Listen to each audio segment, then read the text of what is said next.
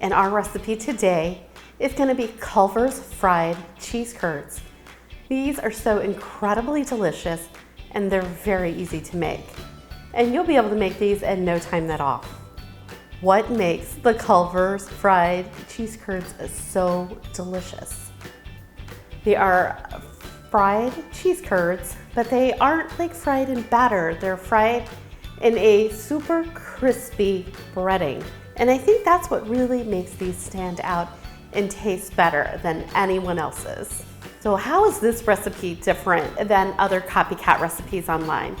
So whenever I start to research a copycat recipe, I go to the restaurant, I try it a few times, and then I begin to do research on similar recipes to this one. Now I noticed like a lot of other websites have Culver's fried cheese curds battered, like in like a batter, like with a wet coating.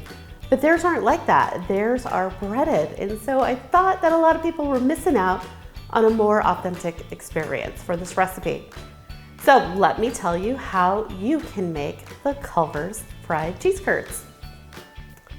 So let's talk about the ingredients. The ingredients are very, very simple.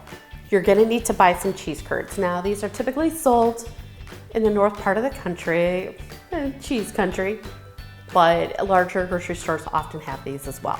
And I believe you can order them from Amazon if you need to. That's the only exotic ingredient in this. And then you're gonna need flour, milk, eggs, and breadcrumbs. And of course, vegetable oil to fry them in. Now I recommend just plain old vegetable oil. You can use canola, safflower, corn oil. It doesn't really matter. I just go to Costco, get the big jug of vegetable oil and use it for whenever I'm frying. Let's talk about the technique here. You're gonna employ a 3-part breading station. Your first container is gonna be full of all-purpose flour. Your second container is gonna have the eggs and milk.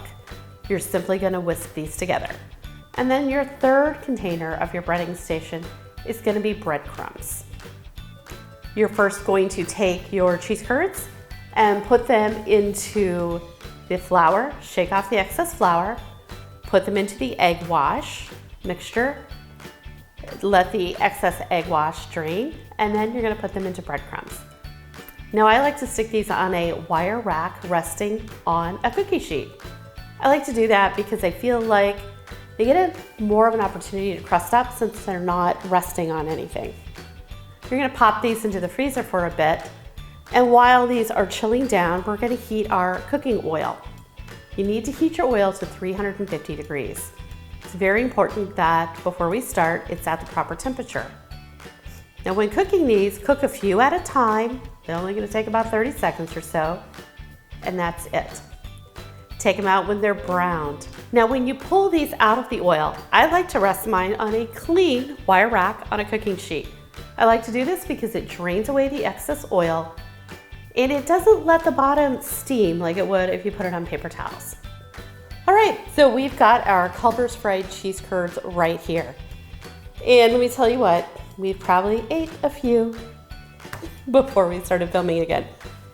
By far, this is one of my favorite copycat recipes, and I'll tell you why. Because you can nail this one. You can get a 10 out of 10 if you try making it in this way.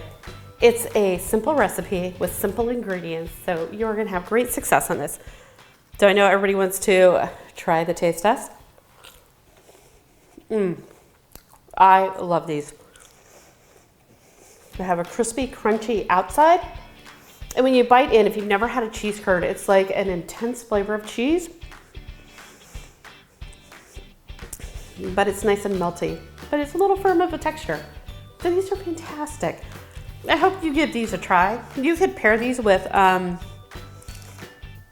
tell you what they would be good with, would be like the Raising Cane sauce. It'd be fantastic with those. But I hope you give this recipe a try. Please drop me a comment down below, and thank you for watching. And if you hang on for just a second, I've got a couple more videos for you.